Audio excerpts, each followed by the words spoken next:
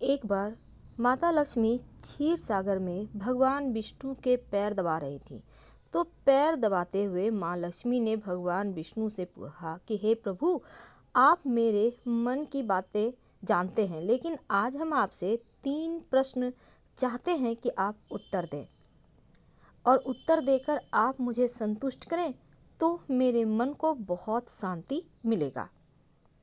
तब भगवान विष्णु कहते हैं कि देवी, तुम्हारे जो भी प्रश्न हैं तुम निसंकोच होकर पूछो, मैं तुम्हारी शंका का निवारण जरूर करूंगा। तब माँ लक्ष्मी कहती हैं, हे प्रभु, वह कौन सी स्त्री होती है जिसके भाग्य में संतान सुख नहीं होता? दूसरा प्रश्न है कि कौन सी स्त्री समय से पहले विधवा हो जाती है? और मेरा तीसरा प्रश्न है कि कौन सा श्रृंगार करने से स्त्री को स्वर्ग में स्थान प्राप्त होता है? तब भगवान विष्णु कहते हैं कि देवी, तुमने उचित ही प्रश्न किया है। तुम्हारे ये तीनों प्रश्न अत्यंत महत्वपूर्ण हैं। इन प्रश्नों का उत्तर संसार कल्याण के लिए है। जो कि मनुष्य उन्हें ध्यान से सुनता है, उसे पृथ्वी लोक पर संपूर्ण सुख की प्राप्ति होती है और मृत्यु के बाद स्वर्ग लोक की।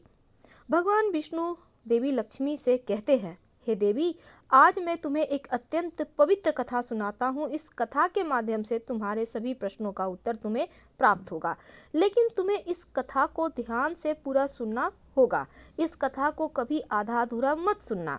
इस कथा में समस्त संसार का कल्याण छिपा है। जो भी इस कथा को ध्यान से पूरा सुनेगा, उसमें जो भी अपराध किए हैं वो समाप्त हो जाएंगे। तब देवी लक्ष्मी कहने लगी, प्रभु, मैं आपको वचन देती हूँ कि इस कथा को मैं पूरे मन और प्रेम से सुनूंगी। आप कृपा करके उस कथा को कहिए। तो चलिए, आज हम इस कथा को सुनाते हैं। आप अंत तक जरूर बने रहिए। अधूरा कथा सुनना पाप माना जाता है। तो कथा शुरू करने से पहले बस ये समझ लें कि अगर आपको पसंद आएगा तब लाइक कर सब्सक्राइब कीजिएगा, शेयर कीजिएगा, कमेंट कीजिएगा। भगवान विष्णु कहते हैं कि हे देवी, एक समय की बात है कि मध्य देश में एक छोटा सा नगर था। उस नगर में एक सेठ रहता था। उस सेठ के 2 पुत्र थे और सेठ के दोनों बेटों का विवाह हो चुका था। सेठ के घर में किसी चीज की कोई कमी नहीं थी, लेकिन सेठ की पत्नी का स्वभाव थोड़ा दुष्ट वाला था। सेठ की पत्नी और सेठ के बड़े बेटे की पत्नी दोनों का ही स्वभाव दुष्ट था। सेठ की पत्नी अपनी बड़ी बहू का तो बहुत लाड प्यार करती थी, लेकिन छोटे बेटे की पत्नी के साथ बुरा व्यवहार करती थी। घर की सबसे छोटी बहू यानी छोटे बेटे की जो पत्नी थी, उनका स्वभाव बहुत अच्छा था। भगवान पर श्रद्धा रखने वाली पतिव्रता नारी थी। वो अकेले घर का सारा काम करती और गृह कार्य में निपुण थी। इतना अच्छा स्वभाव होने के बावजूद भी उसकी सास उसके साथ कभी अच्छा व्यवहार नहीं करती, उसका हमेशा अपमान करती। और इसके पीछे कारण बस इतना था कि वह बड़ी बहू को एक पुत्र था और छोटी बहू ने पुत्री को जन्म दिया था। तो पुत्री को जन्म देने के कारण सेठ की पत्नी अपनी छोटी बहू को बार बार ताना भी देती थी, लेकिन वह बेचारी कर भी क्या सकती थी। जो भाग्य में होता है उसके साथ लिखा होता है वही मिलता है। भगवान विष्णु कहते हैं, हे देवी, अब मैं तुम्हें छोटी बहू की कहानी सुनाता हूँ। इससे तुम्हें पहले प्रश्न का उत्तर जरूर मिलेगा कि कौन सी स्त्री को पुत्र प्राप्ति नहीं होती। हे देवी, सेठ की जो पत्नी थी ना, वह पहले से ही दुष्ट और कुटिल स्वभाव की थी। उससे उसकी सास भी परेशान थी। सेठ की पत्नी अपनी छोटी बहू को सबसे ज्यादा दुख देती थी और छोटी बहू का नाम था सुकन्या। सुकन्या को सताने में उसकी सास को बहुत आनंद आता था। सुकन्या बेचारी रोज सुबह ब्रह्म मुहूर्त में उठकर पूरे घर का काम करती। दिन भर काम करने के बाद उसे रात को ही सोने को मिलता था। इतना करने के बाद भी सेठ की पत्नी अपनी छोटी बहू से द्वेष रखती। जब छोटी बहू झाड़ू लगाती तो उसकी सास भर भर कर ताना मारती थी और साथ ही तेरे हाथ में जान नहीं है क्या, तू अच्छे से झाड़ू लगा, तमाम तरह की चीजें कहती। मैं मंदिर जा रही हूँ, लौट कर आने के पहले तू भोजन बना कर रखना, आते ही मैं भोजन ग्रहण करूँगी, और सुनकर एक दाना भी बर्बाद ना हो। ये तमाम तरह के उनके ऊपर अत्याचार करती। जो मन की जो कोमलता है उसको नष्ट कर रही थी, जैसे वो कुंठित होने लगी। अब बेचारी जो सुकन्या है चुपचाप अपनी सास की अत्याचार सहन करती और उसकी सास की जो आज्ञा का वह पूरी तरह से पालन भी करती थी। अब देखिए छोटी बहू खाना बनाते हुए सोचने लगी कि मैं घर का इतना काम करती हूँ लेकिन फिर भी चैन की सांस नहीं ले पाती। मेरी सासू माँ किसी न किसी बात को लेकर मुझे हमेशा ताना देते रहती है। पता नहीं कब उनका ताना देने की आदत खत्म होगी और मैंने कौन सा ऐसा कर्म किया है कि ये मुझे प्राप्त हुआ है। सुकन्या इतना सोच ही रही थी कि तभी घर के दरवाजे पर खटखटाने की आवाज़ आई। अब छोटी बहू ने सोचा कि अभी तो भोजन तैयार भी नहीं हुआ है, लगता है मेरी सास आ गई, जल्दी लौट आई है, अब वह फिर से ताना मारेगी। तब सुकन्या ने दरवाज़ा खोलकर देखा तो उसने देखा कि द्वार पर एक सन्यासी खड़ा है। वह सन्यासी सुकन्या से कहने लगा, बेटा सदा सुहागिन बनी रहो, तुम इस सन्यासी के लिए कुछ भोजन का दान करो।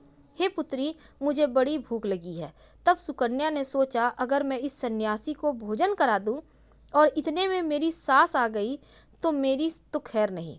कुछ देर तक विचार करने के बाद सुकन्या ने सोचा, यदि मैं सासू माँ के ताने के डर से इस सन्यासी को भोजन नहीं कराऊंगी तो मुझे महापाप लगेगा, मेरा सारा पुण्य नष्ट हो जाएगा। इतना सोचकर सुकन्या ने उस सन्यासी को घर के अंदर बुला लिया और जो अतिथि धर्म होता है उसका पालन करते हुए सन्यासी को भोजन कराने लगी। उतने में ही उसकी सास आ गई। जिसका डर था वही हुआ। उस सन्यासी को घर के अंदर भोजन करते हुए देखकर बहुत गुस्सा आया उसकी सास को। चिल्लाते हुए कहती सुकन्या से कि यहाँ पर क्या किसी प्रकार का भंडारा चल रहा है, दावत नहीं चल रहा जो राह चलते किसी को भी तुम ले आओगी और खाना खिलाओगी बिठाकर।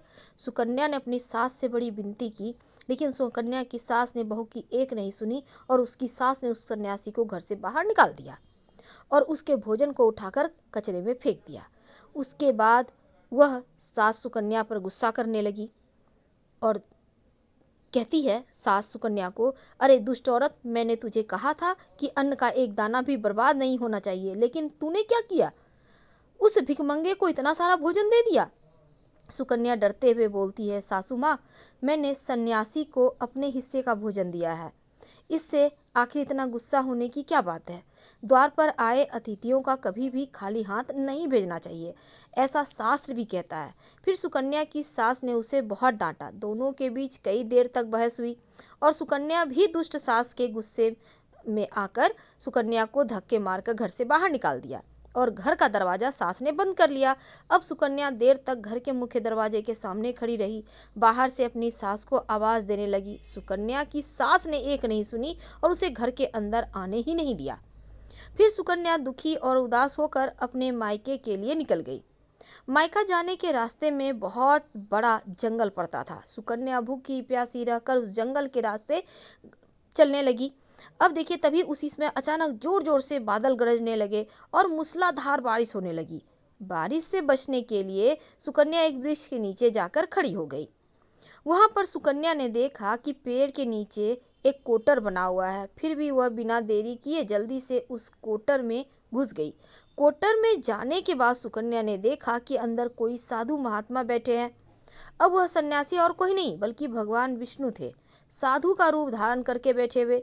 जब उस साधु ने उस सुकन्या को देखा तो कहते हैं कि हे पुत्री, तुम इस घने जंगल में अकेले आकर क्या कर रही हो, रो क्यों रही हो, रोना बंद करो, तुम्हारे बारे में सब कुछ मैं जानता हूँ।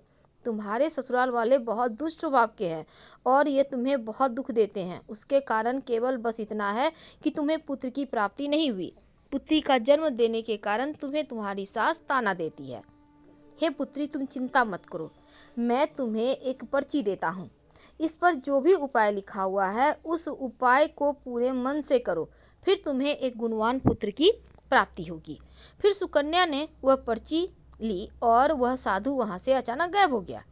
यह चमत्कार देखकर सुकन्या बहुत प्रसन्न हुई और जब बारिश रुकी तो सुकन्या का पति उसे ढूंढते उस स्थान पर पहुँच गया।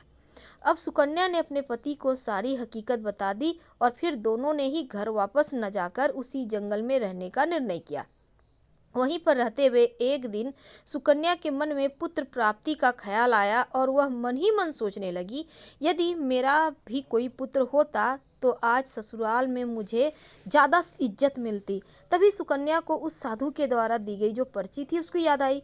फिर जब उसने उस पर्ची को खोलकर पढ़ा और उसने देखा कि जो स्त्री पुत्र की प्राप्ति की कामना रखती है उसे रात्रि में अपने पति की बाईं तरफ सोना चाहिए। ऐसा करने से कुछ समय के बाद दाईं करवट लेकर नाक का दाहिनी जो सांस चले, दाहिना करवट लेने से नाक का बायां स्वर चालू हो जाता है, फिर उसे पुत्र की प्राप्ति होती है। तो उस स्थिति में मिलन से पहले वह निश्चित कर लेना चाहिए कि पुरुष का दायां स्वर चलने लगे और स्त्री का बायां स्वर चलने लगे, और उसी समय वह गर्भाधान किया जाना चाहिए।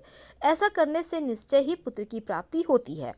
इसके विपरीत अगर नाक के स्वर चलने से पुत्र जो नाक का स्वर है विपरीत अगर नाक का स्वर चले तो पुत्री की प्राप्ति होती है। और उस पर्चे में आगे लिखा हुआ था कि मासिक धर्म शुरू होने के बाद पहले 4 दिनों में पुरुष के साथ मिलन करने से पुरुष को रगड़ता प्राप्त होता है, और 5वीं रात्रि को मिलन करने से पुत्री की प्राप्ति होती है। 6ठी रात्रि को मिलन करने से पुत्र रत्न की प्राप्ति होती है। 7वीं रात्रि में मिलन करने से बंध्या पुत्री की प्राप्ति होती है। 8वीं रात में मिलन करने से बलशाली पुत्र मिलता है, और 9वीं रात्र में मिलन करने से सुंदर पुत्री की प्राप्ति होती है। 10वीं रात्रि में मिलन करने से विद्वान अतिश्रेष्ठ पुत्र की प्राप्ति होती है, और 11वीं रात्रि में मिलन करने से सुंदर आचरण वाली कन्या प्राप्त होती है। 12वीं रात्रि में मिलन करने से गुणवान पुत्र प्राप्त होता है, और 13वीं रात्रि में मिलन करने से लक्ष्मी स्वरूपा पुत्री की प्राप्ति होती है, और 14वीं रात्रि में मिलन करने से गुणवान बुद्धिमान बलवान पुत्र पैदा होता है। फिर सुकन्या ने मासिक धर्म के बाद 14वीं रात्रि में अपने पति के साथ मिलन किया और उसके बाद गर्भ धारण किया। अब फिर दूसरे दिन सुकन्या का पति जंगल से लकड़ी काटने के लिए चला गया और सुकन्या घर पर रही। फिर अचानक से तेज तूफान आया और सुकन्या की झोपड़ी उड़ गई। फिर सुकन्या दौड़ती हुई उसी पेड़ के कोटर के पास आकर रुक गई, जहाँ पर उसे वह साधु मिला था जिसने उसे वह पर्ची दिया था। वहीं पर खड़ी होकर सुकन्या अपने पति की राह देख रही थी कि अचानक वहां पर 2 राक्षसी आ गई, और वह राक्षसी बहुत मायावी थी। फिर उन्होंने उस कोटर के साथ पेड़ को उड़ाकर एक ऐसे स्थान पर ले गई जहां पर बहुत सारा सोना था। अब सुकन्या पेड़ के कोटर में ही छिपी रही। जब वह राक्षसी भोजन की तलाश में गई तब सुकन्या ने उस स्थान से बहुत सारा सोना उठा लिया और उस कोटर में भर लिया। जब वह राक्षसी लौटकर आई तो फिर से पेड़ पर बैठकर उस पेड़ को उड़ाकर उसी जंगल में लेकर चली आई।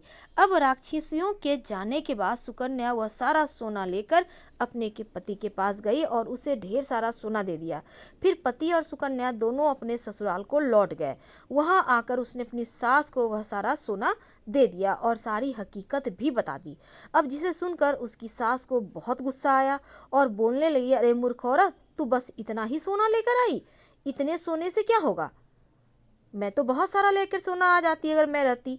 और उसकी सास भी उस जंगल में कोटर में जाकर छिप गई और राक्षसियों की राह देखने लगी। तभी वह 2 राक्षसी वहां पर आ गई और फिर उन्होंने उस कोटर को उड़ाकर पेड़ को उड़ाकर एक बर्फीले पहाड़ पर ले गई। यह देखकर सास बहुत क्रोधित हुई और बोलने लगी, कहाँ लेकर आई हो? यह तो बस बर्फ है, मिट्टी है। और राक्षसियों ने उसकी आवाज़ सुनी तो देखा एक बूढ़ी औरत पेड़ के कोटर में छिपकर बैठी है। फिर उन्होंने उसकी सास को बाहर निकाला और उस बर्फीले पहाड़ पर फेंक दिया। जमीन पर गिरते ही उसकी मौत हो गई। इधर सुकन्या बड़े आनंद के साथ रह रही थी, लेकिन सुकन्या की सास कभी नहीं लौटी। तो सुकन्या ने जाकर उस कोटर में देखा तो वहां पर उसकी सास नहीं थी। उसे समझ में आ गया कि लालच के कारण उसके सास की मृत्यु हो गई है। अब भगवान विष्णु कहते हैं, हे लक्ष्मी, जिस स्त्री को पुत्र की कामना है उसे मैंने सुकन्या को दी हुई जो पर्ची में बताए गए उपाय हैं उसको जरूर करना चाहिए। अब तुम्हारा दूसरा प्रश्न यह है कि किस कारण से स्त्री जल्दी विधवा हो जाती है। तो जो स्त्री अत्यधिक लालच करती है वह स्त्री जल्दी विधवा होती है, और जो स्त्री का चरित्र का गहना पहनती है उसे मृत्यु के पश्चात स्वर्ग की प्राप्ति होती है। एक स्त्री को अपने चरित्र का त्याग कभी नहीं करना चाहिए। तो इस तरह भगवान विष्णु ने माँ लक्ष्मी को यह कथा सुनाई थी। उम्मीद है आपको पसंद आई होगी। हम आपसे विदा लेते हैं। पसंद आए तो लाइक कर सब्सक्राइब करें, अपनों से शेयर करें, कमेंट करें। धन्यवाद।